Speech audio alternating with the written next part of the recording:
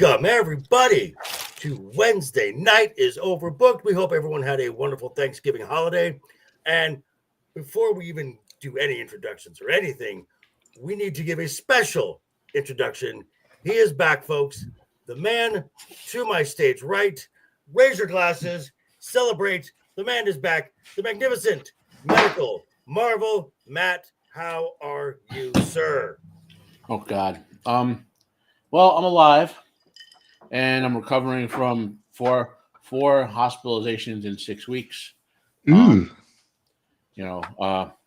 hip seems okay, but the other stuff, I think I actually got sick. Okay, word to the wise. Warning: if you're ever in New Jersey and your medical problems, and they say, "Sir, you want to stay at Hamilton Park for rehab?" Don't ever go there. Okay. Don't. Good to know. Good to know. All righty. And to continue with this, going around the horn, down right over here in the bottom right corner, we have the one, the only. Is it Right Eye Humble? Is it Midline Marcus? We don't know, but here we just call him LeftEyeEgo. Hey, what's going on, guys? I'm doing good. Ready to talk some war games results and what we thought about it, man. Excited to do that. Yes, there was good, there was bad, and there was ugly. Ooh. And there was stupid, like good, bad, ugly, and stupid. Yeah, there was that as well. And to round it out, our legal analyst, which we have no legal issues here, but Mr. Duke Devil 95, Bradley Burnett, how are you, sir? Yes, interested to talk about what happened at Survivor Series / War Games. Yes. And how I think maybe Raw may have saved it for some of the bad stuff. Save some bad stuff. So, hey, the Clue Channel's here. Salud. Hello, sir. The wonderful guy. Always good to see folks in the chat here. So let's just jump right into this. As we're going to start, here we have all the matches. So before we get to the good and the ugly, let's start off with the title matches. Starting off with Actually, wait, Joker. I want to interrupt you because of one thing. This is called Survivor Series, right? Correct. Why is there no Survivor Series match in the entire thing? We will get to that. Because Right. one of my ideas, which they should have done, and they had a perfect opportunity to do it, have a traditional Survivor Series match with, say, the Final Testament and the Wyatt Six. I thought that would have been a perfect have that. But we will talk about that in a bit. Now, talking about some of the matches here, let's talk about the best, probably arguably the best match of the night, and that was the triple threat match between Braun Breaker, Sheamus, and Ludwig Kaiser. Wait, you mean that women's match wasn't the greatest match of all time? No, not even close. Not even close. I'm shocked. There was a trash can involved. At the misogyny of the show, I'm shocked. Come on, man. The trash can I will save as a representation of one of the participants, not the one who used it. So let's start from the bottom and work our way up. Mr. Brad, Duke Devil 95, your initial thoughts on the match between the Intercontinental Champion Sheamus and Ludwig Kaiser. The result was not a surprise. No. I think we'd all talked about that. We knew that was going to happen. But I mean, overall, like you're saying, it was a solid match. You got to see everyone really, honestly, display their best stuff.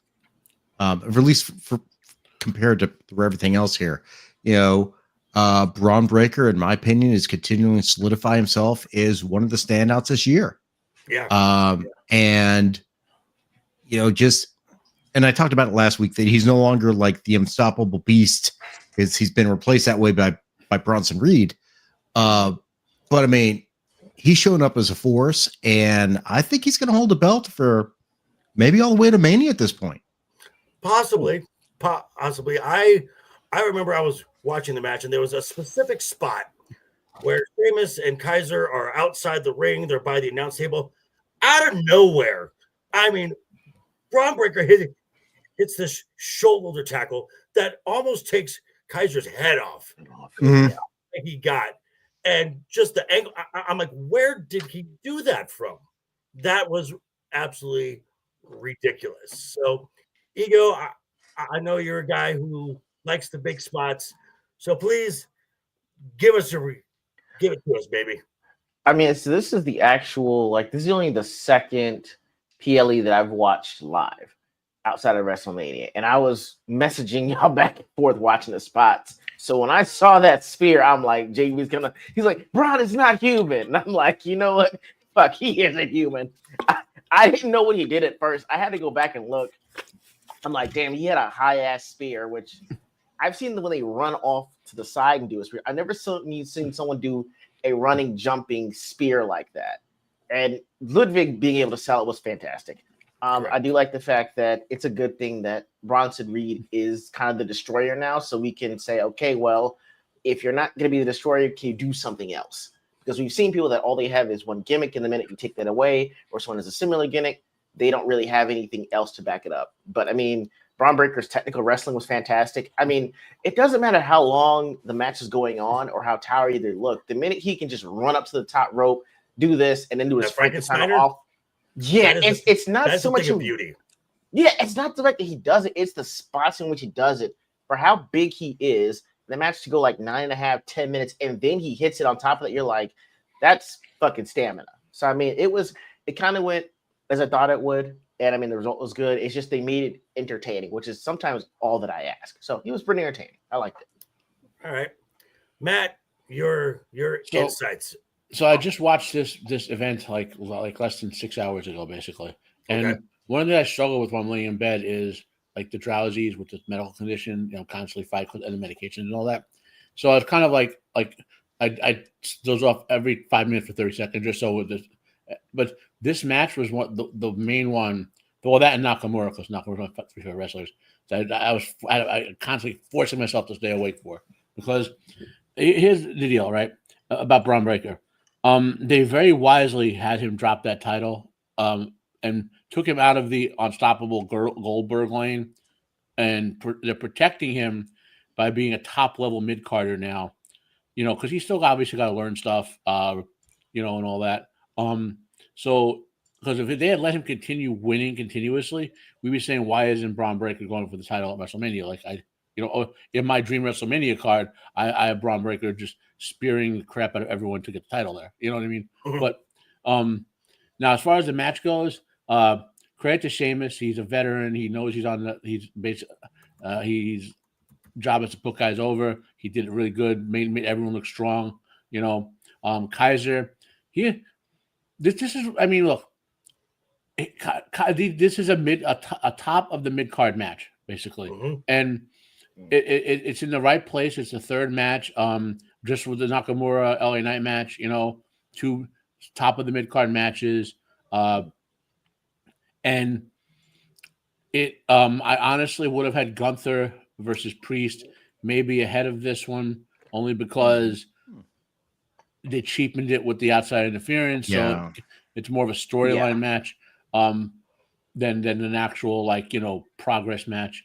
And of the matches I plan on watching again, Nakamura, LA Knight, Braun Breaker, Sheamus, Ludwig, and part of the Bloodline match. I have the only interest of the other two long term. I mean, I like Gunther Priest. We'll get there, but I think because they cheapened the victory, it felt more like a storyline furtherance match than an actual big match. Mm-hmm. Gotcha.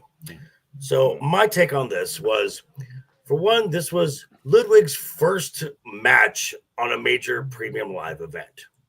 I mean, as a singles guy, not where he's helping out someone, not where he's in a team or anything. So and he performed great, and he is a wonderful heel. Wonderful heel. Yeah. He has that smug Bond villain. He has a face. The eyebrow. Yes, he has a face you want to punch. Mm-hmm. Basically it. and that spot where Ludwig's leaning against the guard rail, and Sheamus just kind of like rises up and gives him the 10 beats. My favorite part of the match. Sheamus is on the outside, Braun Breaker's inside, and Braun Breaker just does this, and you can clearly hear Braun Breaker say, "Come on, old man." And I'm like, oh, that is just a little thing of beauty right there. Because again, the Intercontinental Championship is the one title Sheamus has not attained in his Hall of Fame career. Do I think he's going to get it? Yes. Is he going to take it off of Braun Breaker? Yes. Now, is that going to be at Mania? I don't know. So again, I don't get the script. Again, I don't get the script. But for me, easily the best match of the night. Now, we know that Matt is a big fan of this match right here. So we'll go with this match right here. Shinsuke Nakamura versus LA Knight.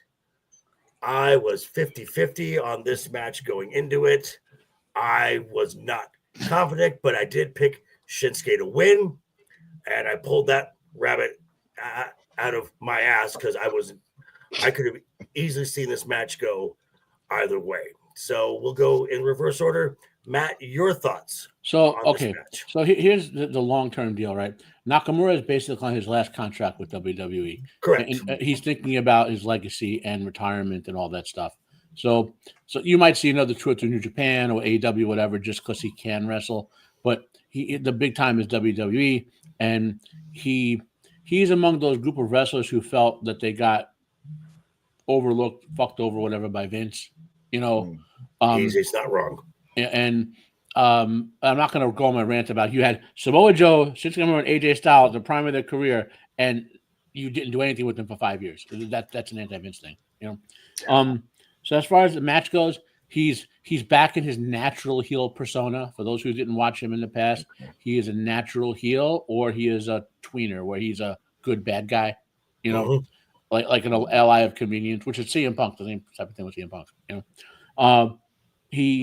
So now as far as LA Knight goes, we know he's capped. Like he can't. We talked about this before. Like for this character to remain interesting, he has to lose this title and go back on the hunt. You know, he's probably going to need a heel turn Babyface this year. Right? Like maybe he'll have one or two good face feuds and go heel with someone.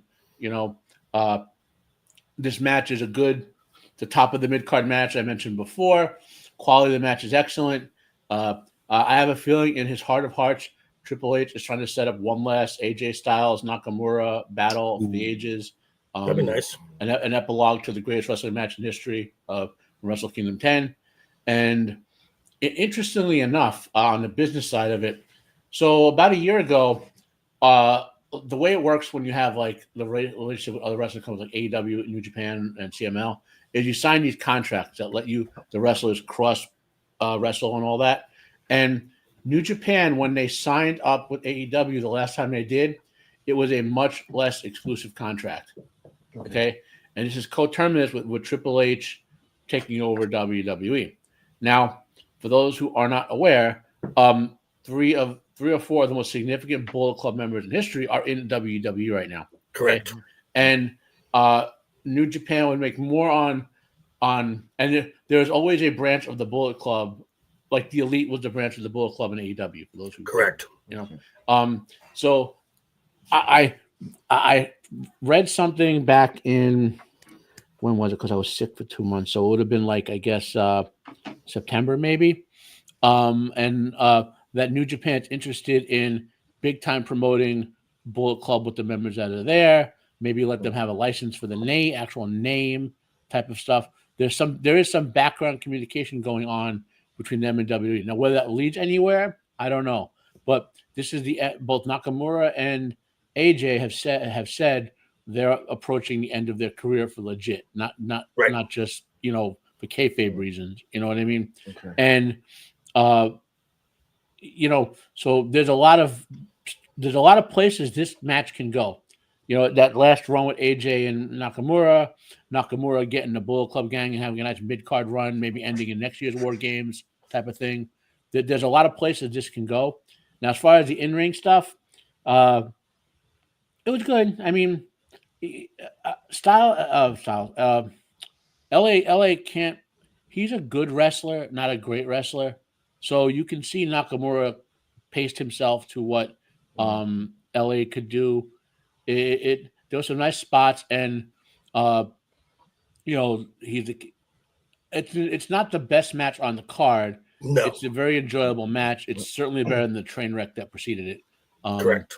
You know, but Agreed. then again, Agreed. I had dumps in the rehab center that were better than the train wreck that preceded it. Okay, there we go. All right, Ego, your thoughts.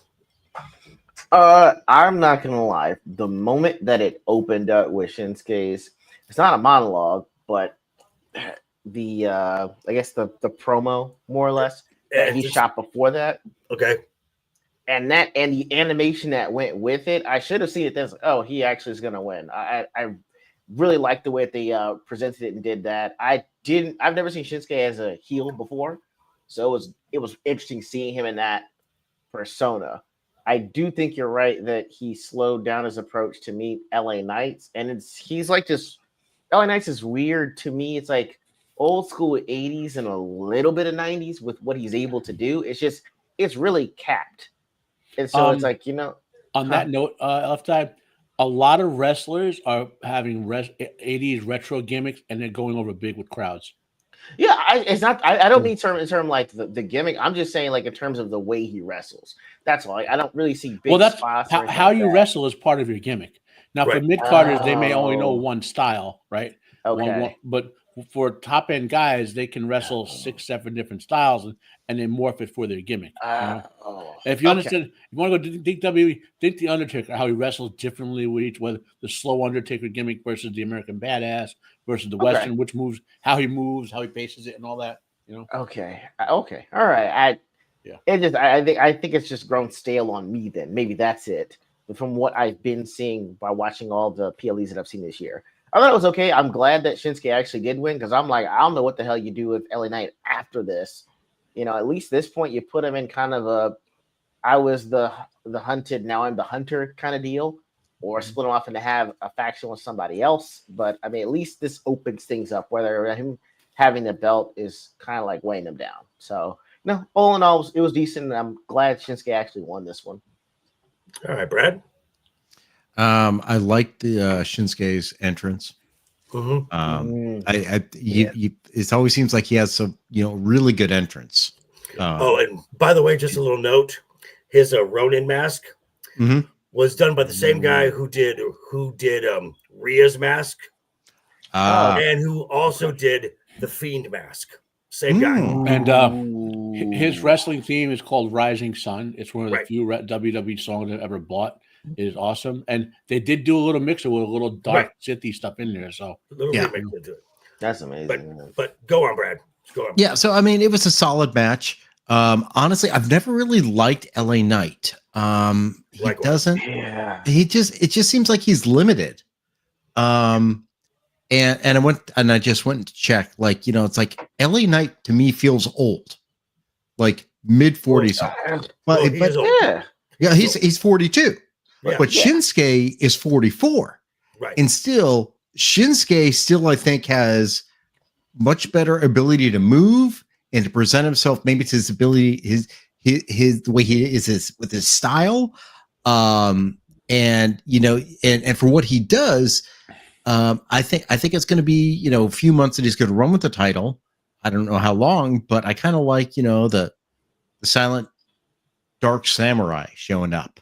But for now, I guess now the next question is who's going after him. This is what I'm going to go with right here. So my thought on this is, if I am Carmelo Hayes and Andrade, I'm pissed because Carmelo Hayes and Andrade was the best part of LA Knight's title run, and they never had the title. They had that best of 7 where they put on just banger after banger match, and they basically carried SmackDown. So LA Knight, and I had said this last week. Okay, if let's say LA Knight retains, okay, now what? Because in this was his eighth title defense since Wow. SummerSlam. That's bad management of your roster. It's terrible. I mean, he burned through that mid card like ridiculously. So now you can put him in a chase, and as if the rumors are true and SmackDown is going to a 3-hour show, I know that's an ask. You're gonna need to bring some NXT people up. So when let's say LA Knight does a chase for a few months going into the Rumble Mania, you're gonna need someone to kind of be that heel again, because SmackDown does not have a lot of credible heels. They don't. So I would bring up someone like Ethan Page. That would be a really good choice for LA Knight to go up against, or like I said, do a trade and bring the entire faction of American Made to SmackDown. Well, you want ready-made heels for the mid card? Bullet Club, AJ, Shinsuke, DOC. AJ is out for the foreseeable future, so he has a bone. He has a bone broke in his foot. So he can still talk. I mean, you could have him as a manager or whatever. I mean, point is build up the heat with these guys to older veteran heels, so these younger guys. Because this thing about Carmelo Hayes and whatever, if the wrestling business is the guys who get the title belts are the ones who make you the money. Correct. And Hayes, I don't know. I mean, I know WWE like pipes music and like fakes the crowd noise now, but they can't fake the visible crowd reaction. You know what I mean? And LA, for whatever reason, I'm not a big LA Knight fan as far as in ring style, but the dude got the crowd into him. Oh yeah, the crowd loves him. You know, but Hayes didn't. And like you can see when Hayes comes out, they're like, oh, you know, not as enthusiastic as they are about other guys. Well, what if they bring up someone like Trick Williams or Obafemi? Bring up Trick, man. Okay. Trick may come up soon. I would keep Oba down in NXT for another year to be the face of that. To be the fence. If they don't fuck up with Obafemi, he's the next like legit big man like Kane, Undertaker, Paul White, who can actually wrestle. If they don't fuck up. Wait, how tall is he? How big is he? He's like I thought he was like 6'4". 6'4", 6'4". You got to remember that other than Andre, most of these tall guys aren't actually 7 feet tall. Correct. You know what I mean? Right. Same thing with basketball players. Agreed. Right. Okay, so we got through that one. Now let's go to the final title match of the night, which this was a better match than I thought it would be. Damian Priest versus Gunther. Ego, let's start with you, sir. All right. To me, it was okay. I don't know what too much to say. I think to me, it was one of the more boring matches. I don't know why. I tried to get into it. I wanted to get into it. I know why. Because go on. Because just from doing the show with you, you like big spots. You like high flying, high risk. That is not a Gunther match. I know. I know. I should have. And my expectations were tempered when I saw Crown Jewel. I was like, I get it. It's old style. Yay! I feel like I'm in like the 1940s. Give me the old 1-2. Give me the attaboy. Give me the attaboy. Give me the attaboy. I'm like, it doesn't really do anything for me. I guess the spot with what's his name? Finn Balor. Finn Balor interrupting was something else happened. Okay, that's how Gunther retains. Great. Move along. Okay, as I know it's just the wrestling styles. That's it. fine. I can't That's do more fine. than one. I'll go next up It's fair. on this one because this was a match where this match was all about story. Mhm. All about story. So you've got the way this match was booked up to the match was Gunther's having a crisis of confidence. And Damian Priest was booked being really strong, very confident, almost cocky. And in the first part, in the first third of the match, he is out wrestling Gunther, the ring general. He hits a spot where he gets a shoulder stinger, and now Gunther sees a weakness, and the old ring general comes back and he starts targeting it and targeting it and targeting it, and it's just this beat down and beat down and beat down. And when Damien rolled out of the ring and Finn hits the coup de grace off the steps to behind the referee's back, Gunther sees it. Gunther's pissed because Gunther is a heel, but he's not your classic wrestling heel. He doesn't cheat. He doesn't take shortcuts. He has a code. And so that's why he gave Finn that big boot, saying, "How dare you? You have tarnished my victory in this sacred space here."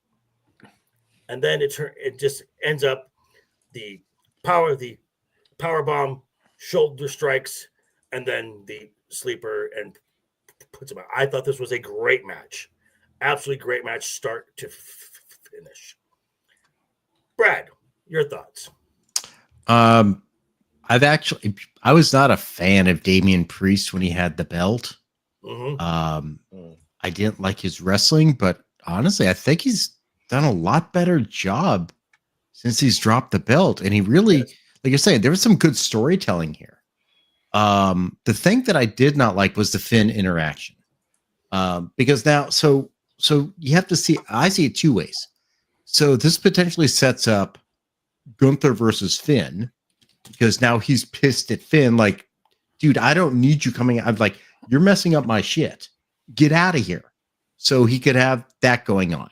Of course, it sets up another continued feud between Damian and Finn, because apparently we need this still.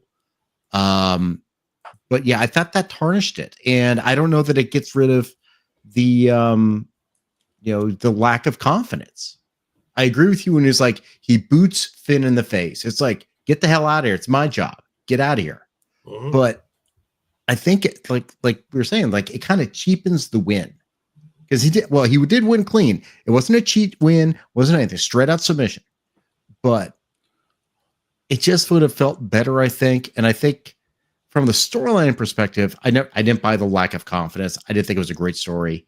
But for him to have someone come and interfere, do the damage to Damian Priest, and then him get the submission, feels like the win gets cheapened. If I was Gunther, I'd be gunning for Finn. Okay. Just I'd like, I'll put my title on the line, I'll beat the shit out of you. And I'll show you why I don't need you here. That that gets his confidence back. We'll talk about that in a later segment. Mm-hmm. Go on. But yes. All right, Matt, your thoughts on Okay, this. so the first thing to say, and this is Damian Priest's gimmick, he's a fan of The Undertaker. He does a lot of Undertaker. He moves like the American badass, athletic Undertaker. And the problem Damian Priest had is, for Undertaker's gimmick to work, he has to no-sell stuff. And they're not letting him do that, okay? So, in other words, you have to be, like, the Undertaker's gimmick is he's absurdly tough and hits you like Godzilla knocking over a building, right? And the only time you ever see them let Damian Priest's character act like that is when he does his martial arts kicks. Then everyone, even though sometimes the other guy could barely sell them, like barely gets hit, even though he's looking at hit, he acts like he's been kicked through the ring by Chuck Norris, you know? So you gotta like it. So Damian Priest is in his 40s. He got his character over. Now they got to sit down and say, okay, bro, here's the deal. for the next stage of his character, we're gonna let no-sell guys. We have to do it in a respectful way, because that was the whole thing. Undertaker no-sell guys. They did it with guys who understood those building the gimmick, and Undertaker was still beatable, but so they have to get Damian Priest's character to the level where he can no-sell and hit like a brick if they want his current character to work. They're not going to do that. He's a mid-carder. He's in his 40s. He's basically 3 years away from being enhancement talent and merchandise. I feel bad for him. If he had gotten over like this in the 30s, they might have, Now, as far as how does that affect the match? Okay. Because in the writing of it, when I'm letting Finn Balor, by all sense, Finn Balor is like, we thought this was over. You know what I mean? Like this isn't what this isn't like Friday the 13th where Jason jumps out of the water and pulls someone in or whatever.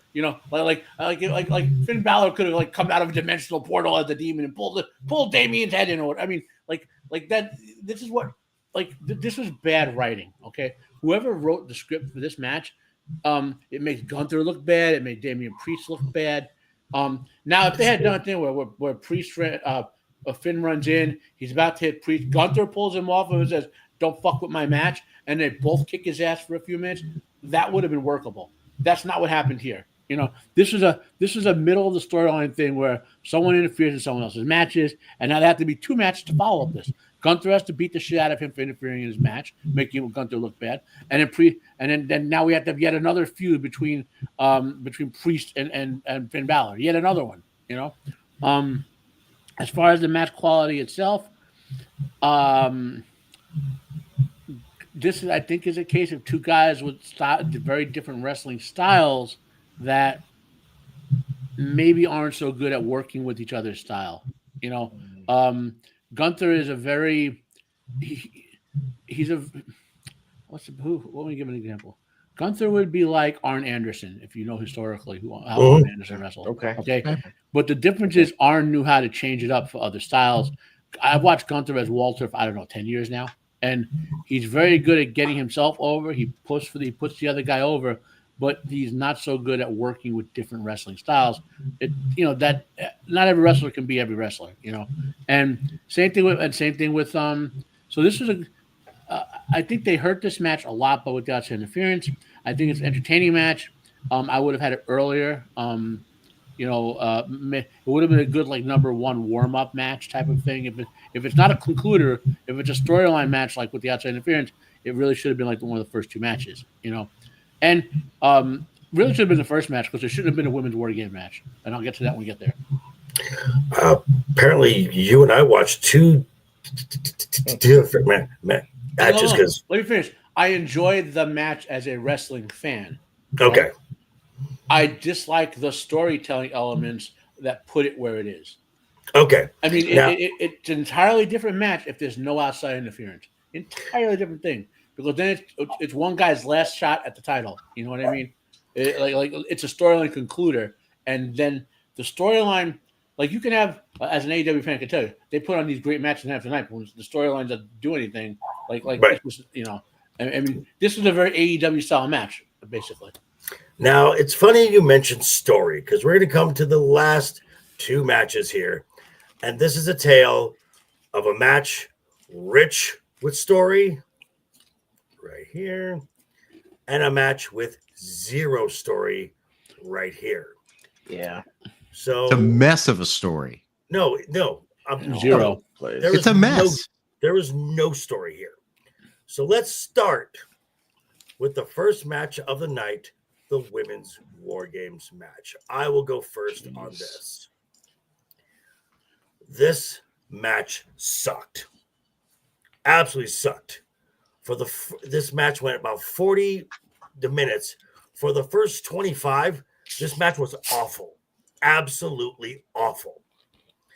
The fact that you start your match with Bayley and Nia Jax, which means Nia Jax is going 40 minutes. She's going for the entire match. Nia Jax is not a stamina machine. Nia Jax, stop me when I'm telling lies. Yeah. the starting two should have been someone like Naomi and Tiffany Stratton. That should have been your starting two. Two people who can actually get the crowd excited and actually hit some spots to get to, like I said, get the crowd into this. You've got Nia Jax. Nia Jax is good in small doses. Nia Jax should have come in last. Absolute dead last. Use her size, use her power to kind of raise the stakes of this match. Another problem with this match. Too much plunder. Too much plunder in this match. When it seemed like every person, they got down to the match. Now you start off with two in there, and they got for 5 minutes, and then the next one comes in. That's a 3-minute gap. Well, when you're spending about a minute getting to the ring, and then looking for stuff underneath the ring, you're cutting down that in ring time. You're cutting down that match time. This is this is very lazy. Now, the match did not get exciting until Io Sky and Tiffany were both in the ring, and they kind of had this little, the one up each other kind of thing, where Io does a back handspring, Tiffany does one, and in return, and just kind of leans on the ropes and goes, "I can do that too." We also got, and again, another lazy thing. It's fun to watch the Io Sky trash can spot. She's been in 6 War Games matches. She's done that 4 times. It's a trope now. So, and I'm sorry, but this is War Games. War Games. You should be portraying this match as if you were going to war. Whoever produced this match and whatever Nia and Naomi were doing, those are not chair shots. Those chair shots were horrid. Absolutely horrid. Another thing I did not like about this match is just a few weeks before, you crowned a new #1 contender for Io with Io Sky. Yeah. How much did Io and Liv interact in this match? Barely. They didn't. Oh shit, that's even worse. Okay. Not at all. So this almost guarantees going into, and we'll talk about this in a bit, that the only person on the Raw roster who's allowed to pin Liv Morgan is Rhea Ripley. Oh, for God's sakes. This match was horrid from start to finish. The best spot of the night was the trash can over the moonsault and that picture perfect swanton bomb from both sides. Yeah, from Stratton again, and you're teasing a cash in, but you make Tiffany look stupid every single time you do it. But then you see her in the ring, and she's one of the best in the entire match. This is bad. This should have been a traditional Survivor Series match, because you can actually build feuds based on a traditional Survivor Series match. That's why they used them going into WrestleMania season, because usually the match was the 2 captains had a beef, but you could build stories based on the interactions of the other participants. This was just a bad decision altogether. And if you want to kill a gimmick, this is how you do it. Mm-hmm. This is what Vince did with Hell in the Cell.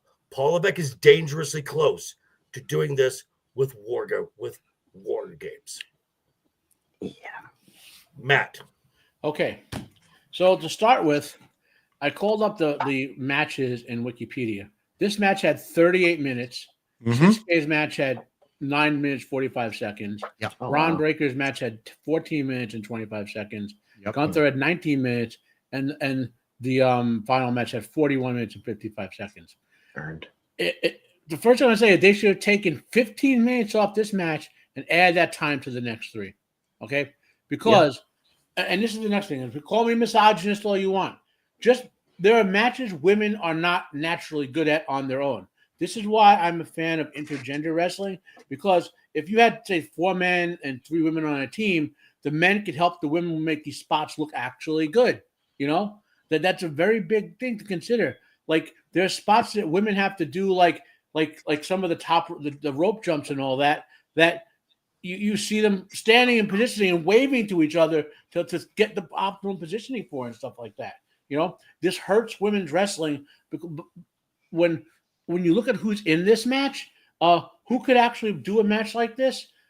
Obviously, Io Sky, because this is called Tuesday in Japan. You know, Right.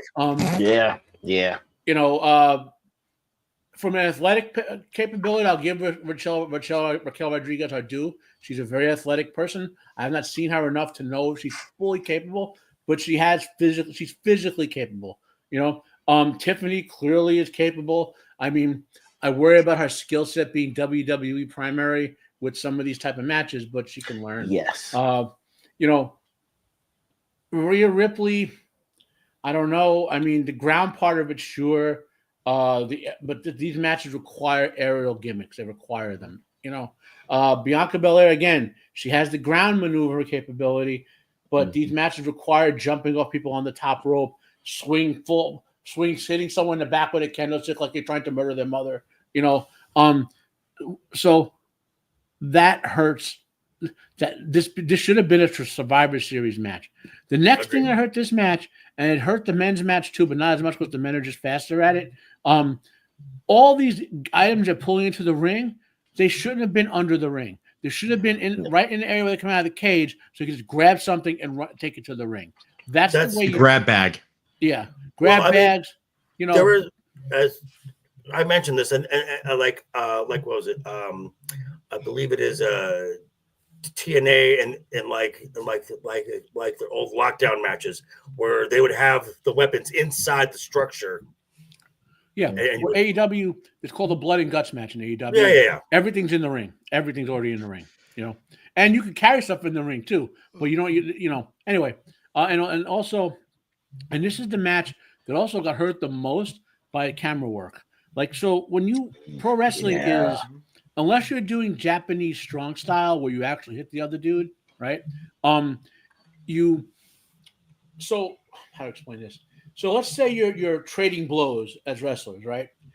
Mm-hmm. If you're doing strong style, you're sparring. You're actually making light contact with the person. So you sell the spar, you oversell the sparring. That's what strong style means. Okay. In other wrestling, when you hit the guy in the face, you rarely actually hit him in the face. Okay. Right. And they trick you with the camera angle and the way the guy sells, like stage magician, optical hand, sleight of hand, and all that. The cameras constantly showed them missing one another and not making contact. It was true for all 5 of these matches. So that's the director not cutting fast enough or whatever. It's also it's rampant in AEW. I personally think it's because there's so much wrestling being broadcast now that wrestling trained cameramen and directors are in short order. But it's hurting the believability of the match. And not to monopolize, you can't watch what the women did on NXT 2 weeks ago, Joker? About that. And think like that match was a kind of average match for those women for Correct. And this wouldn't even be a 3 on the scale of what they can, and then you get to the spots, right? So when you set up a spot in the ring, and again, I real wrestled in high school. I never a pro wrestler or anything, okay? But I had my high school janitor was a pro wrestler, so I knew, you learn stuff. And when you're setting up spots in the ring, okay, the last thing you want to do is have to wait for the person to get there because it takes all the out. And women's wrestling, and you see it. Yeah, the women in WWE, there's only 6 or 7 of them that if they're like if Io is wrestling, say Chelsea Green, for example, they can keep up with one another. You don't. Tiffany could. Yeah. I'm just Take- thinking. I'm thinking of the ones I know for the past. Seems like wrestled for 10 years. You know what I Okay. mean? So people think Chelsea Green's she wrestled a long time for that. So Oh yeah, I mean, yeah. I just sent Ego a video of a match. This was 6 years Ooh, ago. I'm gonna talk about it. I saw it. I'm gonna talk about it, bro. This Yeah. was I'm talking about that. this was a Pentagon Junior against Io Sky and Yeah. Lucha. Oh yeah. That I remember that match. It was a great match. You know, and Pentagon Junior sold for her. Hell and yeah. But they also showed they did the like when they did Pentagon Junior versus Sexy Star, another great match. Like they sold the difference. They're like, he's a man, he's overpowering her. She has to use her agility. You know what I mean? They played off by the differences. Like that she can't win by overpowering him. She has to use her martial arts skill and her agility and all that. That's how you do those matches. And obviously Pentagon Junior he's not like 7 feet tall, so he's not you wouldn't believe an intergender match or whatever. Right. But to finish my thoughts on this match, I don't want to monopolize. You watch this stuff and then I'll go watch women's wrestling on AEW, where I watched one of the best women's hardcore matches ever 2 months ago with the Will Nightingale. Yeah, Will Nightingale, and this is almost laughable to see this. All right, Ego, your thoughts? All right, so I have no idea why the fuck they decided to put Bailey and Nia Jax in there. That was ass and a half. And I was surprised. Like, I messaged this in the group chat, and no one said anything for 20 minutes. I didn't know that, JV, you hadn't woken up and started watching it yet. No. But I swear to God, I cannot be the only person seeing this. And then I swear there was a spot at which Io came that I don't know if it was either Candice or Raquel that botched whatever move she was going to do when she was trying to come over the cage when she first came in. Candice. It's bad enough that there's a botch. Yeah. It's bad enough Candice botched it. It's the fact the camera angle shows him Io's like, it's okay, you messed it up. Okay. Let's just accept this right now. Botches happen. I'm not saying the botch. I'm not saying that they don't happen. I'm saying they do happen. It's just you can't have the camera right there. Okay. And I can assume a botch it. Go ahead. And what now? This is just how good Io is. Io can think really fast on her feet. So the spot missed. Okay, Shote uppercut into Candice's hip just to keep the momentum going. I got it, and so I'm like, okay, fine, but I'm just like, it underscores the entire match and the way it was set up for me, because I had trouble trying to figure this out, because it's like Survivor Series, War Games. You're like, well, is there going to be a Survivor Series in the War Games? Yeah, because it's Survivor Series, War Games. And I'm like, I don't know why you would make a War Games when this could be a Survivor Series, because the teams, although they make sense on paper, the spots suck ass. They did not like it's yeah. I was like, I would have wanted to see a spot with Io and Bianca, or you're saying Io and Liv. And Liv needed Liv something. They needed to interact. Yes, it's like if you make a 10, like, hey, look, we're drafting you guys on a team. It's tenable alliances. I don't care, because this is actually Survivor Series. That's how we're gonna do this. Outside of the trash salt, like, there wasn't anything really happening, and it just, the flagrant use of putting, Jesus Christ, Nia Jax and Bailey together, and both of them are almost wrestling like they've been in the match for the 40 minutes, and it hasn't really gotten anywhere yet. To have them wrestle for 5 full minutes and it looked like ass from people that I had to swear to you were NXT, but they're wrestling like it's their first time in a PLE, was atrocious. Again, Bianca Belair is a great ring general, doesn't do the aerial stuff, but can set the tone. So for me, it's like, you should have started this off with Bianca and Io, regardless of how they set the teams up. They're on the same team. I know, that's why I'm saying it. That's why I'm saying I had a problem with it, because the spots that you would need for this kind of a match, because you're calling it a War Games, aren't there, because the people I'd want to see wrestle against each other are on the same team. At this point, like, I don't care about Liv Morgan having to get pinned only by Rhea Ripley. Like, I'm done with it. And if I swear to God, if I see one more goddamn cash-in tease, I'm gonna roundhouse my TV. I save that for WrestleMania if you're gonna use it, or don't. Well, I mean, she won the Money in the Bank contract 150 days ago. All right, Brad, we finally got to you. Sorry here, buddy. Don't worry, there's not a lot I'm going to add to it. I know you said there's no story. When I say it's a mess of a story, it's because there are people who should not be on the same team together. Okay. Yeah. That's what I meant. And they brought this out when they were doing the promos for this. It's like, this match does not make sense. I mean, this should have never been a War Games match. It should have been a straight Survivor Series. Just do Raw versus SmackDown, Raw women versus SmackDown women. That's fine. The only purpose of this in a storyline perspective, which just fucking end it. Liv and Rhea. Liv and Rhea. That's and what it was all about. The best spot was the wide angle with Io on one side and Tiffany on the other. He had that great spot.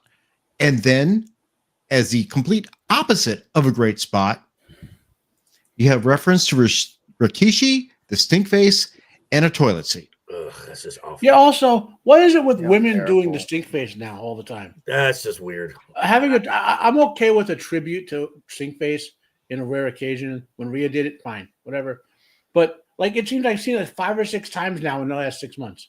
Yeah, I mean, Nia, that's an uncle. Also, speaking as an ECW fan and toilet bowl seats, does not everyone remember when Tommy Dreamer put a toilet bowl seat around someone's head? You used to rip them around the ring like it was a fucking lasso. I mean, Yes. Oh no, this is a toilet bowl seat. It's just a collar. It's just a collar. Yeah, That's you all. don't hit people with it. You use the toilet bowl seat part of it. Jeez, All right. you need to bring some. So, yeah.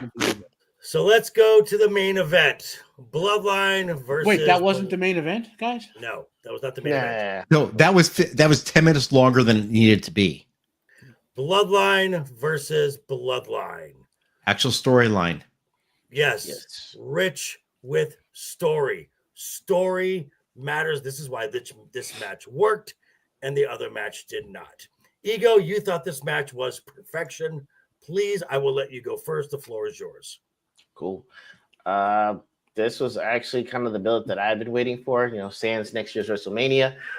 Had perfect story and build up. You finally had them trying to get some semblance of a team together from the Crown Jewel incident when they couldn't seem to get it together. I mean, the lead up was fantastic, giving Sami Zayn honorary official status, bringing back Jay into the fold. I thought it was paced perfectly. They built a lot of tension, especially between Roman and Punk. That was awesome. I was wondering if someone's going to say that they're going in and then either Punk disregards it or Roman tries to show him up. And the way they played it was fantastic. I mean, they did so much without having to say anything. Mm-hmm. And the thing is, for someone that watched a lot of body language, they usually say 80% of the lies are in the face.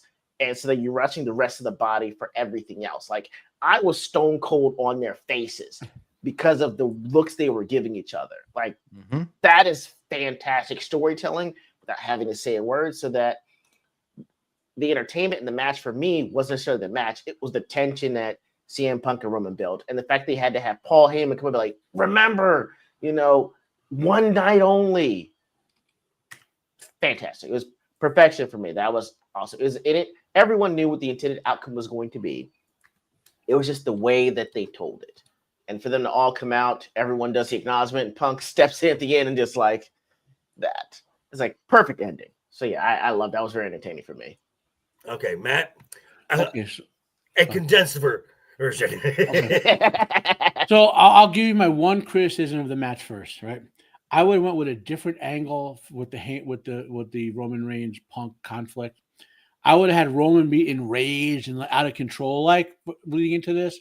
And at the end, when he keeps stopping Punk, because but all the other guys keep stopping Roman. Roman wants to go out first. He's enraged.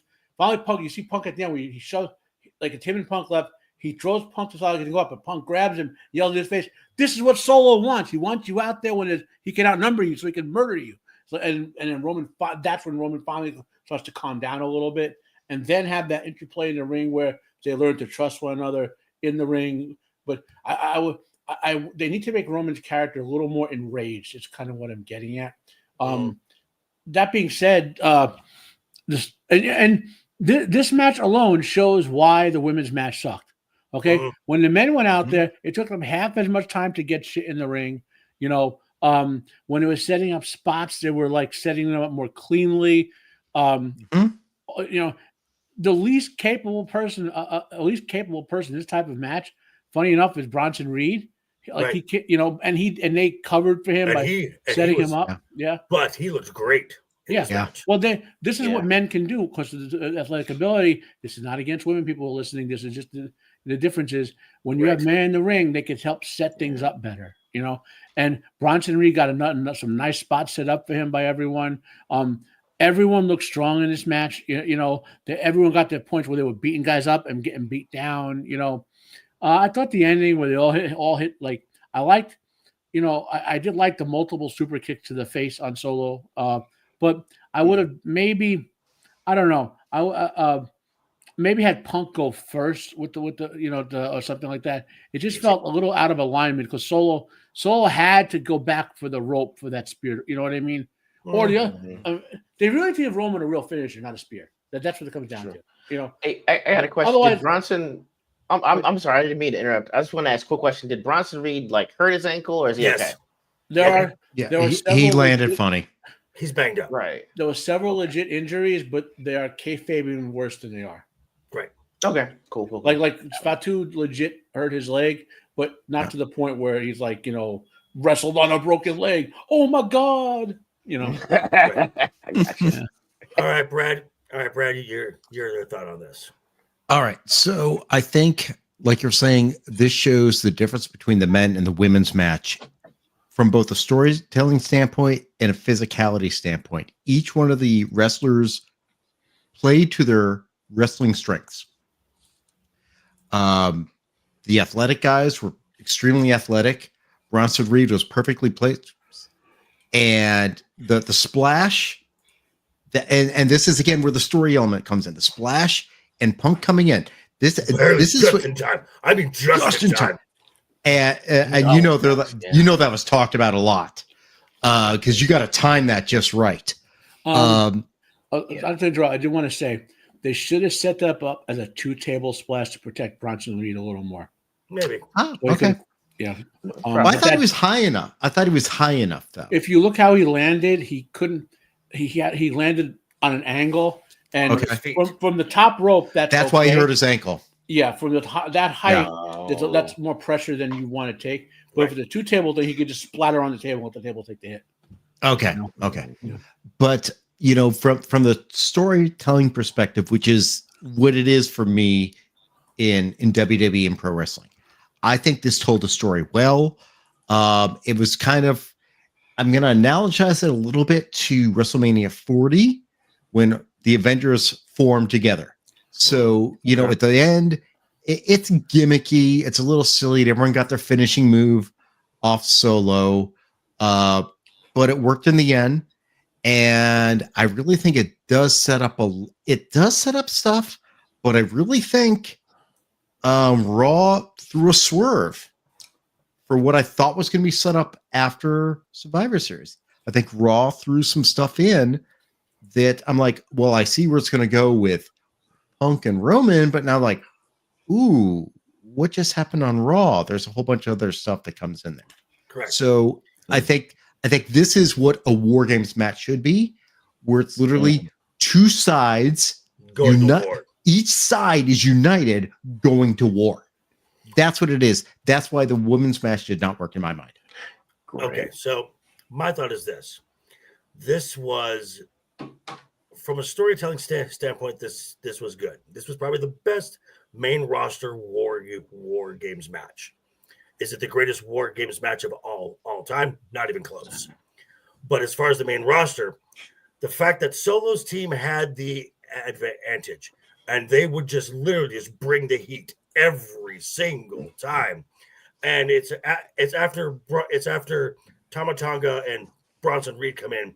It's time for the third. It's time for the third guy to come in, and Solo holds back Tangaloa and looks at Jacob, and I'm like, and you're just anticipation is just like, oh shit, right. And Jacob Fatu just made this his personal playground.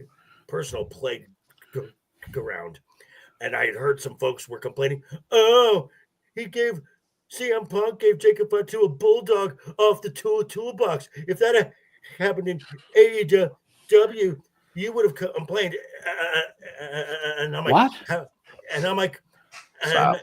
and I'm like, have you followed professional wrestling for the last? I mean, that Tonkins with Samoans with hard noggins is a trope for the last 40 years. Yeah. That's The Samoans no selling stuff goes is back. common. Yeah. Is common. Yep. So It's the gimmick. so the story getting told, and the best part is the story that's coming afterward, after the match is done, and you see Punk giving Paul Heyman a hug, and it says, "You still owe me a favor. When I need it, I'm gonna come asking." And Paul Heyman goes, "It's yours." So now the question always is, what's the favor? Yeah. So on the whole, this was a watchable show. It wasn't awful. Out of 10, I give it a 6. But, it's a decent show. Now, so we are running a little bit longer because we were doing some stuff. But I want to talk about, so this is leading into next Saturday night's main event, where we have 4 matches confirmed already. We have the finals for the Women's United States Championship. Right now, the 3 who are in the semifinals are Bailey, Chelsea Green, Meechin. This Friday is the last prelim match between Elektra Lopez, Tiffany Stratton, and Naomi. Look for Naomi to move on. I think the finals are going to be Naomi and Bailey. That's just my thought. Now we also have Io Sky versus Liv Morgan for the Women's World Championship. Pull the trigger, please. Pull the trigger. It's not going to happen. No, it's not going to happen. Especially with no build going into this match. There's no build. Good God. So then you have Gunther versus Finn Balor. I guarantee you, Damian Priest is going to get involved, and this will lead to a triple threat match. I'm okay with that. I like that. A Royal Rumble? No, this will probably lead to a triple threat. The either the first Raw on Netflix or very soon after that. Okay. Because the Rumble's not until February. And that's where it needs to be, because Gunther is a top level guy. He cannot be doing mid-card matches on his pay-per-view events. Should not. Wait, did they say there another main event before Rumble? No. Yes, there is. January 25th. Okay. Do they say for Netflix? They say where they're actually taping that for the live show? LA. Oh, smart. Okay, gotcha. Smart. Yeah. Okay. Then The Rock's going to show. The Rock is absolutely showing. Partly why I asked. I was surprised Rock didn't show for Survivor Series. I was too. I'm not. And then we have one other match that is Cody Rhodes versus Kevin Owens for the WWE Universal Championship, the Undisputed Championship. Now, I came across this, and this made me laugh since you mentioned The Rock. Something that Roman Reigns said. Roman Reigns, if I'm going to make movies, I want to make really good movies. Ouch. I mean, he's not wrong. I'm just saying. Okay, so here we go. It's time for the top 5, or second to last regular top 5 before we close out the year. And this was best WrestleManias. Oh, Worst. wait a minute. Guys, oh, shit. That's not WrestleMania. That's not funny. Worst guys. WrestleMania. Like I said to JV, my list for this is kind of off the top of my head, but I got to protect my back and hip. So Okay. I got to drop out now. So Good, Okay. good. All good, Take man. care, dude. No just- worries, man. All good, man. I'm more fearful of it than it probably is bad, but I gotta take caution, you know. So Okay. No, All good, man. glad Matt- you're back. Glad Matt you're back, has a dude. link down below. Check the links down below. Also, make sure to give everyone a subscription. We are all on YouTube. All right, Matt. Take care. later, guys. Yeah, dude. Catch you later, man. We are all Hades, man. on YouTube here. Also, if you are here in the chat, great. Make sure you leave a comment. Make sure you hit that like button. Hit that subscribe button. If you're watching this on a rewatch, make sure to leave a comment. Doesn't matter what the comment is. It could be the name of your favorite pet. It could be the city you were born in. It could be Ego is a sexy man. You can say whatever you want. Well, you took my comment. Oh, well, just make sure you have Actually, Red Eye Humble is more sexy. right, exactly. That's fair. So just keep the engagement going because that pushes us into the algorithm. More eyes, everything gets to be seen. I'd say you better subscribe or we'll bash in some skulls, right?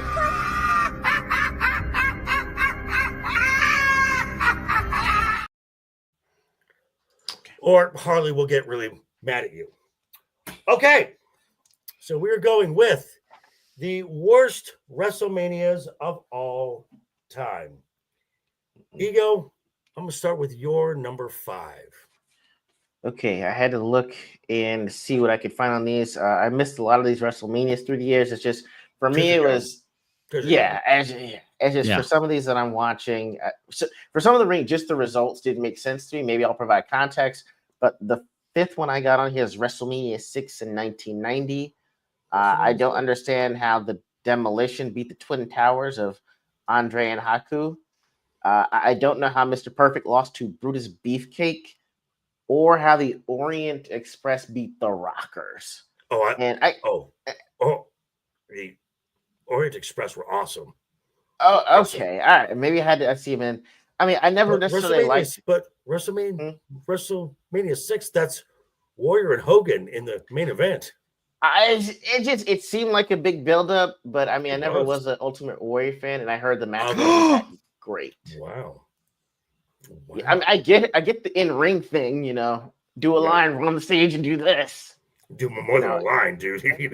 I was being generous. I was being right humble with that. But I mean, for me, it's just like, okay, I just the results didn't make sense to me from what I can recall what they were by the time that I was old enough to know them. That's why. Okay, that's fine. Brad, your number 5. So again, this is one you got to do research because it's tough to remember all of them. Literally next week, I have my top 2 already. I knew my top 2 from the beginning. So I went back and looked at it and looked at some lists, looked at some things. And I'm like, what? The thing about WrestleMania, this is for me was it's a showcase of the immortals, spectacle of spectacles. So that's why I have to include WrestleMania 36 COVID Mania. Yes. Ooh. Because it was held at the Performance Center. In the warehouse. The warehouse. Yeah. It's in the warehouse. And it literally was just like an empty house show. Not that I mean, I literally have the list of all the matches. I don't remember it so much, but I know there's some decent matches. But the bottom line is you lose it because WrestleMania is about the spectacle. And when there's no audience, they didn't even have like the Thunderdome set up at this point. No. So for me, this has to be included. Yeah. Thunderdome did not come out till around SummerSlam that year. Yep. All right, for me, my number 5 is WrestleMania 2. It's the multiple locations. You had Madison Square Garden, you had somewhere else and somewhere else. So basically, if you're a fan, you're in these arenas and you're watching on a Jumbotron until it's your time to go. It's your time to go live. So you really have a hard time trying to keep that energy up throughout the entire show. And there's there's a reason why they've never done it like that since. It was a disaster, absolute disaster. Okay, Ego, you're number 4. Number 4, I've got WrestleMania 15, 1999. I know that you guys have more extensive history on it, but for me, this is when I could see the McMahon meddling. I think this is the year that Shane beat X-Pac for like the European title. There was a fucking boxing match with Butterbean and Bart Gunn. Oh yeah. Was that the brawl to end the brawl for all? Yeah, I think so. Yeah, I'm just like, what was going? I mean, mid Attitude Era, or at least the tail end of it. I'm just like, what is happening? Like, you can actually book decent matches this time. You're at an all-time high of fans and like hysteria for it, but yet you're proving nepotism by having Shane win the European title off a legit wrestler, and we're having a boxing match with Butterbean. I could not believe that. All right, Brad. Coming in at number 4 for me, Slogfest, 7 hours, WrestleMania 35. 35, yeah. Whoa. I mean, this was, and I went back and looked at all the matches, and like, first off, you had Seth beating Brock in 2 minutes as the opening. Mm-hmm.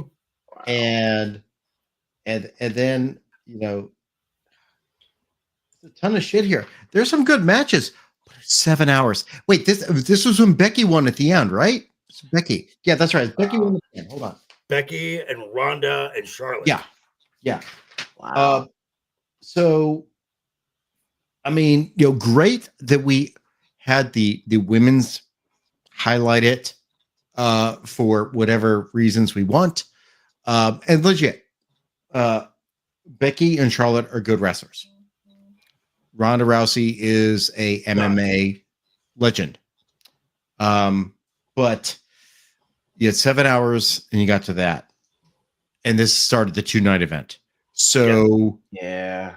No, it didn't. No. Well, after that, everything was 2 nights after. Well, 36 was a 1 night. It was 37. That started the 2 I thought 36 was 2 nights, was it? Nope. Oh, okay. Brad, I agree with you. WrestleMania 35 comes in for me at 4 as well. By the time you got to Becky, Charlotte, and Ronda, your brain is mush. Oh. Your brain is just mush. And If you're drinking, you're done. You're you're hammered. the only saving grace of this, and it was about halfway through the show, Kofi Mania. That's about it. That's what I mean. There's like some good stuff, Right. but it's like 7 hours. I'm like, I felt like I was taking the fucking bar exam. I mean, I am done at that point. This was just awful. It's a slog, absolute slog. Okay, Ego, you're number 3. Number 3, I've got WrestleMania 18, 2002. Okay.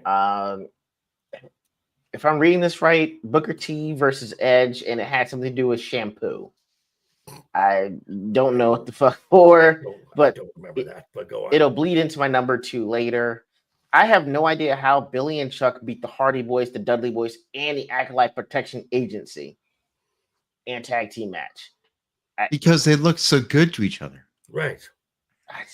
Don't do this to me, guys. And I actually watched the triple threat match with Trish Stratus, Jazz, and Lita. I'm sorry. You win with I guess it's not a suplex from the top rope with some meddling from Trish Stratus.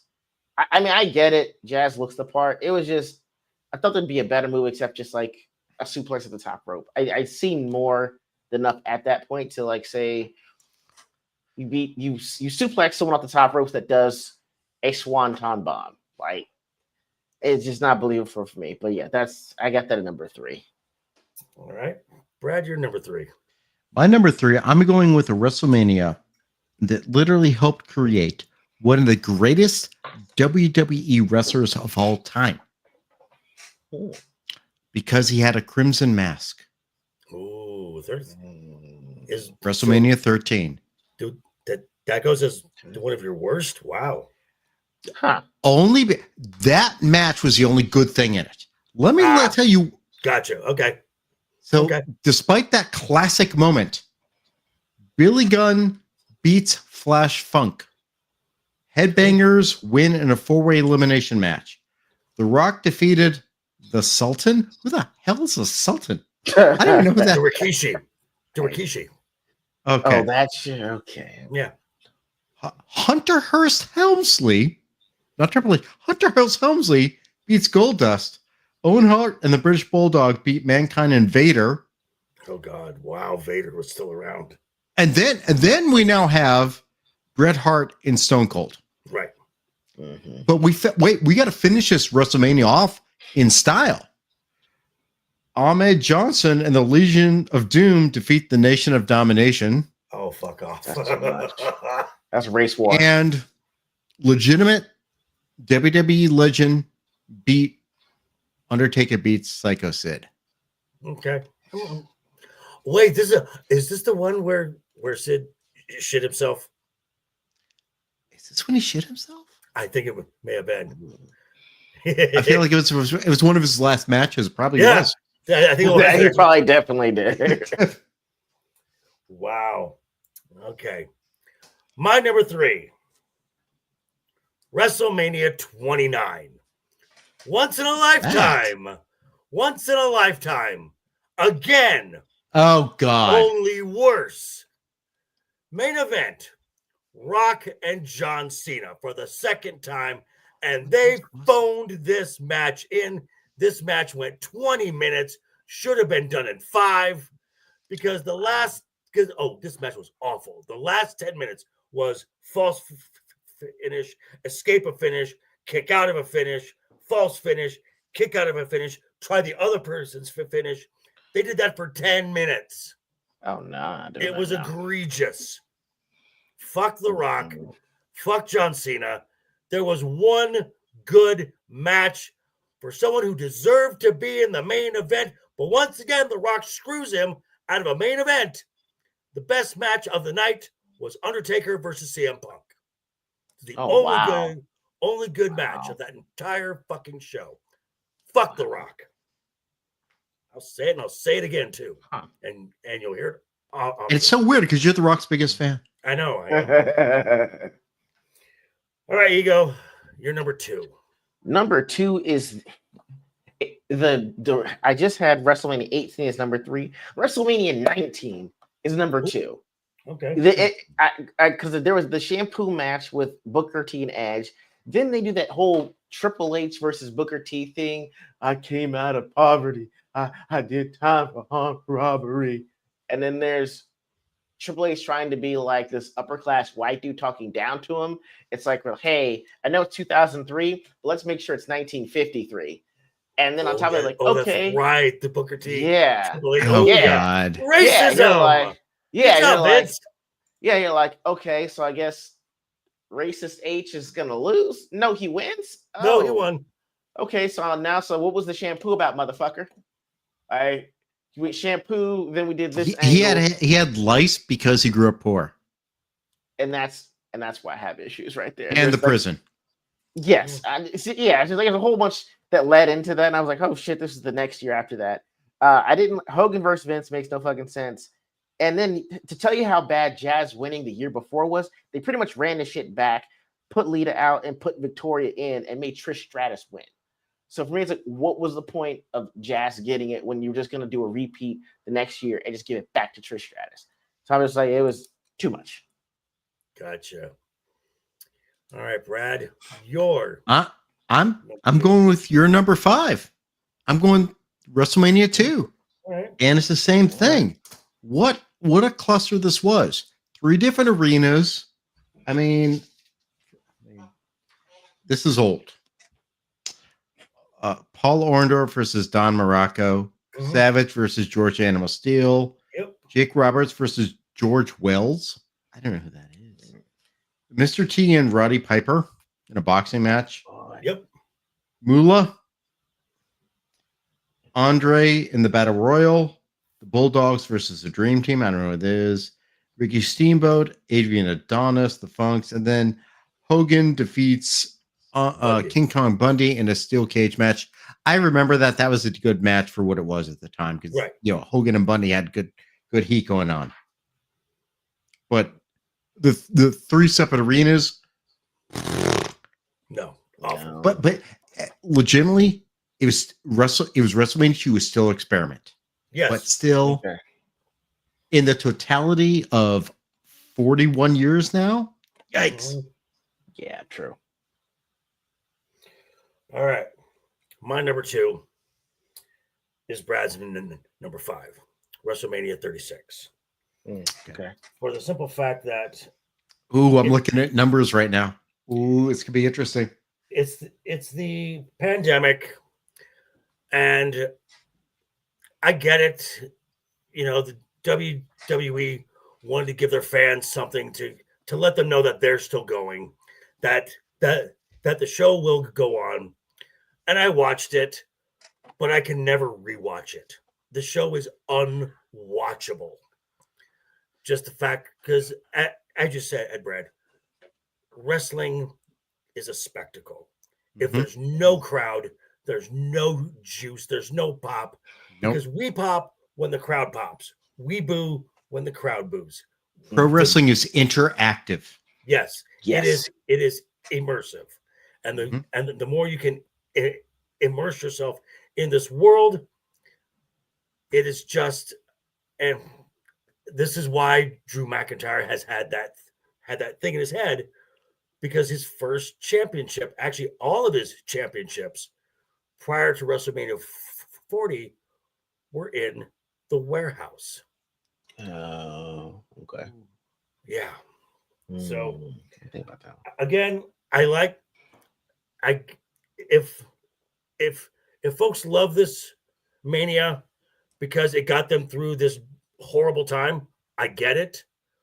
Knock yourself out. For me, it's just unwatchable. So there we go. Okay.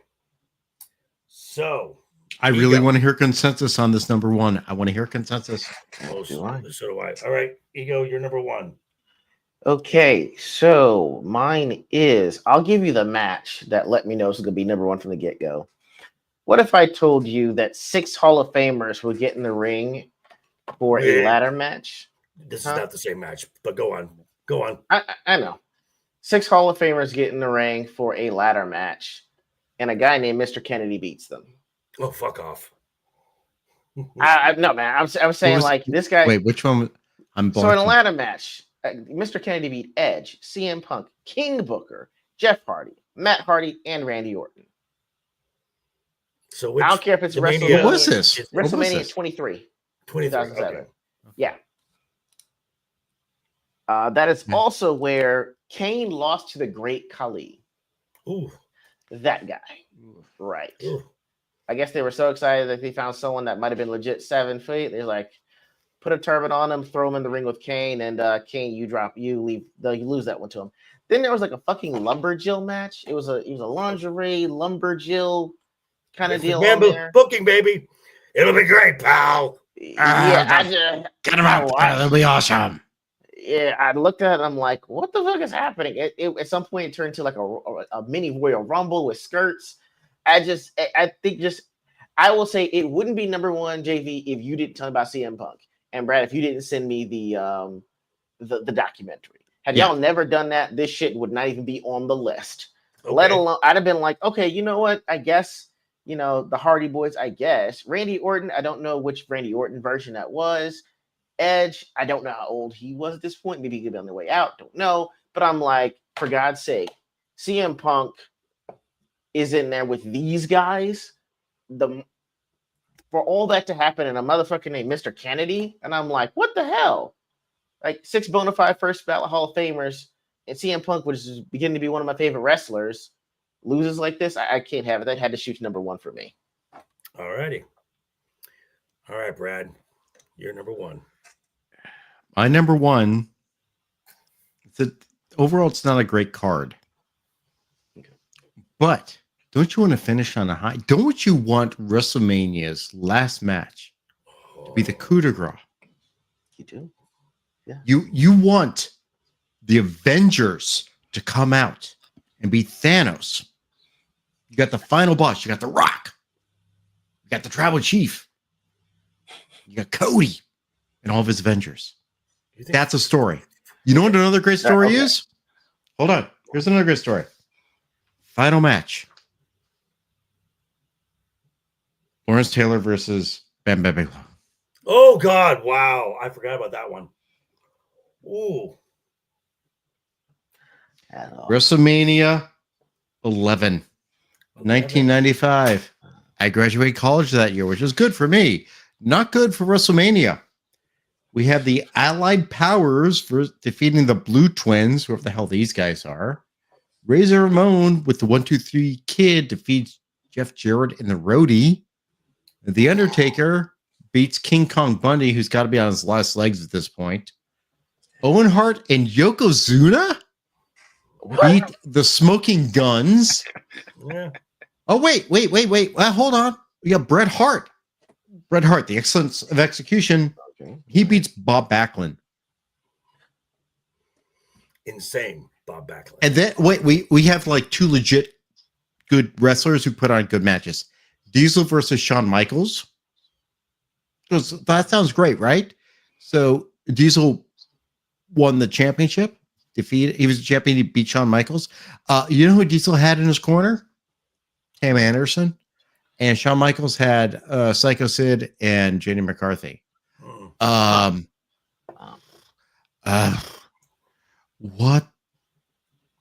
Vince, were you doing coke? I hope you're doing coke at the time, because this made no sense. Oh, and Lawrence Taylor and Bam Bam Bigelow for 12 minutes. Yikes. Okay. That's no way. As bad as that is, I can top that. WrestleMania 40. No. WrestleMania 9. Go on. WrestleMania 9. I gotta go back. I gotta check it. WrestleMania 9 was First hometown. First off, WrestleMania is made for wrestling fans. This was a show made for normies. Mistake number one. Where was it, sir? It was in Las Vegas. It was at Caesar's Palace in the parking lot. Stop. True story. Stop. Outdoor WrestleMania in the I saw this. I was looking like, are you fucking what the? In the parking lot. Yo. If for nothing else.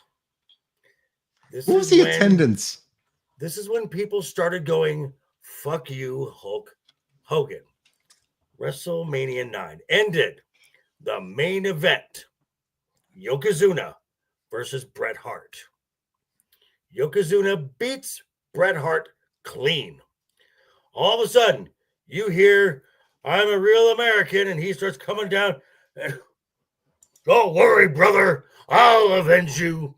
Challenges to a match. Yokozuna accepts in 30 seconds. Hulk Hogan beats Yokozuna to win the WWF Championship. What? Yeah. Fuck you, Hulk Hogan. Also, Taker versus Giant Gonzalez. Yeah. This is an absolute clusterfuck. This was an awful show. I'm pulling up photos of this. I'm looking. Oh my watching god! it. Like what? I'm just trying to figure out. Like, was people like? Did people just want the match to be over? Or was it just like Yokozuna gets the title reign or what? No, because again, this show is made for normies. So at the time, who's the biggest name? One of the biggest names in entertainment. Hulk Hogan. Yeah. He's always Hulk Hogan at the time was always WrestleMania. Right. So okay. So you give it in, and so you trying to build this broader audience. Like, oh my gosh, this is really cool. We like wrestling. No, you do that throughout. You do it throughout the year. This is Yeah, you do the that. WrestleMania is the showcase for your fans. Mm-hmm. This is a reward for your fans, and this was just poorly done. So okay, And the fact that Hogan just comes charging in, going to Brett. Oh. Don't worry, brother. I'll avenge you.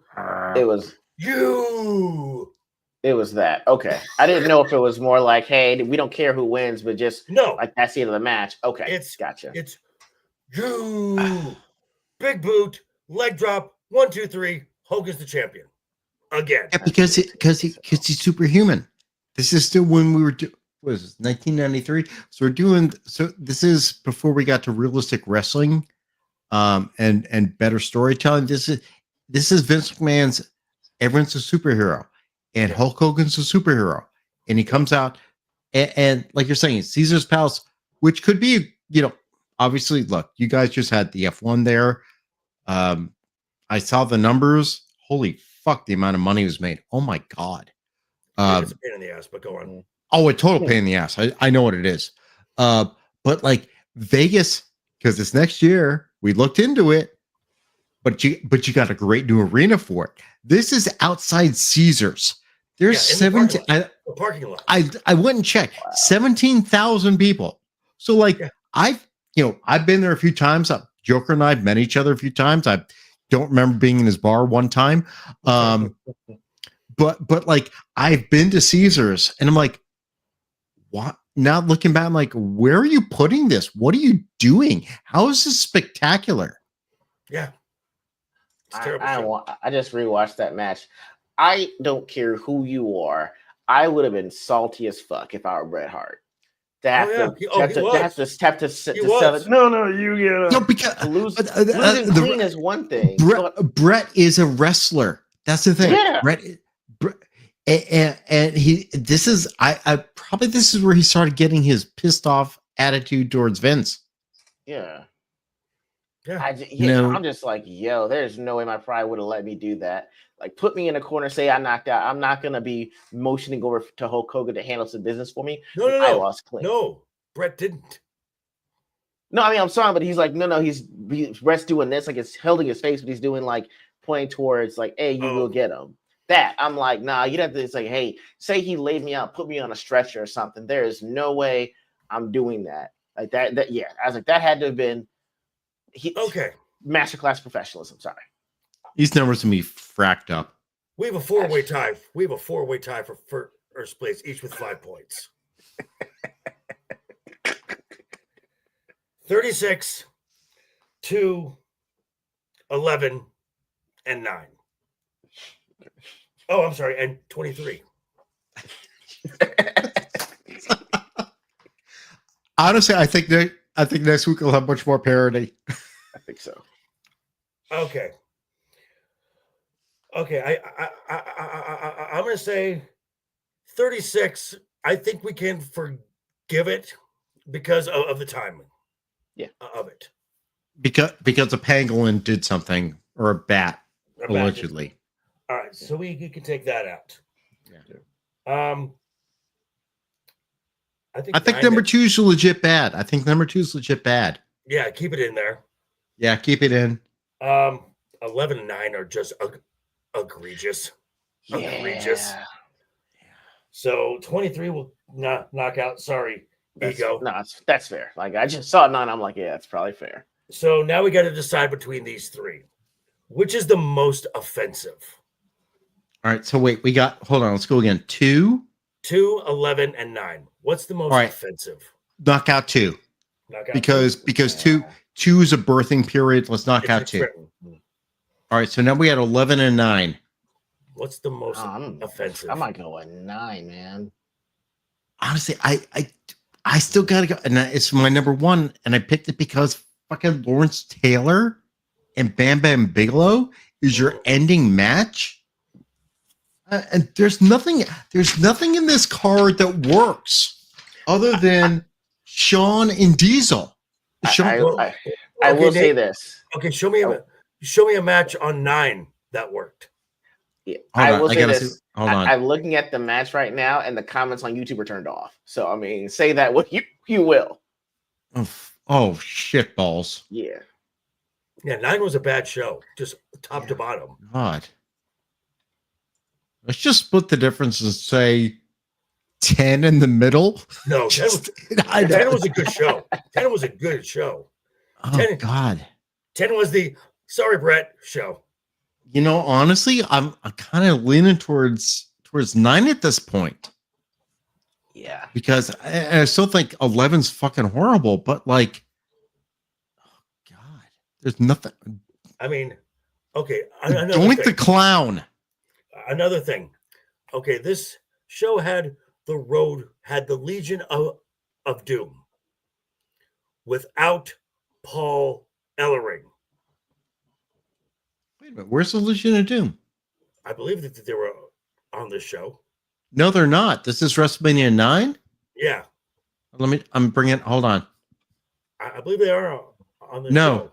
No, No, they were. Okay, so we got Steiner's Ahead Shrinkers, Money Incorporated, Mega Maniacs. Mega Maniac. Hogan and Brutus Beefcake were Mega Maniacs. Oh God, yeah. You know what? I'm sorry. I'm gonna have to go. I still on my list. Number 11 sucks because of that, but just the image of Taker and Giant Gonzalez. You just plug in WrestleMania 9. Taker and Gonzalez is like Yeah. with this fucking bodysuit with the stuck-on fur. All right. So 9 there is it is. fucking offensive. So there it is. WrestleMania 9 is the worst WrestleMania of all time. 11 is Hey. 1.5. 1A, we'll say. So tune in next week for our last regular top 5. We'll be doing the best WrestleManias of all time. But as we Already close got my out, 2. but as we Me close too. out, Mr. LeftEyeEgo, tell us what you got coming up, sir. Guys, I will be joined with JV in Rome to the Empire tomorrow as we review a movie that pretty much radicalized me. V for Vendetta. It's gonna be at 7 Central, and I actually can't wait to re-talk about this. I've seen it 3 times, but I never really understood the point because of other movies that came out around the same time. But it's gonna be a fantastic dive. I can't wait. Yes, a fantastic film. And Mr. Bradley Burnett, Duke Devil 95, what do you have coming up, sir? I got a few things coming up, but first, when I think about movies that really want to radicalize, let's go a little wrestling. Let's watch They Live. Let's not say we did. The idea is good. That is good. So tomorrow night I'll be on the weekend pregame on Static 2020 show. That's 9 p.m. Eastern, 6 p.m. I don't know what's going on in the Pacific where he's at. He's in Arizona or something. They're all Las weird Vegas. there. Yeah. But no, otherwise, no. he's Zona. Static. He's Zona somewhere. Static. Yeah, you're right. Yeah, Static somewhere in Zona. But yeah, it's 9 p.m. Eastern my time, so it's an hour to you guys with Roman. Otherwise, go check out my channel, Duke Devil 95. I finally got around to posting some new videos up. Got talking about the thing that made Star Trek look good again, and Star Wars did a thing this week, and it's not horrible yet. We have yet to see. But it's okay. All righty. And as for myself, I will be, as Ego said, talking with Roman of the Empire about the wonderful film, V for Vendetta. 1984 was a warning, folks, not a how-to manual. I'm just saying. Agreed. So, and then also, I will also be watching NXT Deadline this weekend, giving my predictions on Friday morning. I will also be on with Pops. He is starting a new morning Friday show. I will be on with him, and yeah, and we'll be here next week, folks. 2 more shows left of the year. So until then, thank you for everyone who watched. Again, leave a comment, hit that subscribe button, hit those like buttons, check out everyone's channel down below, and subscribe to everyone. And until then, folks, doodles. And here we go.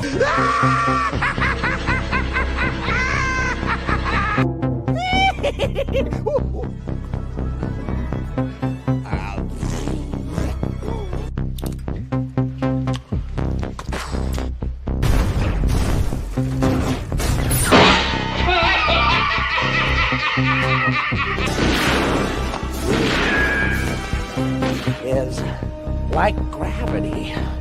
All it takes is a little push.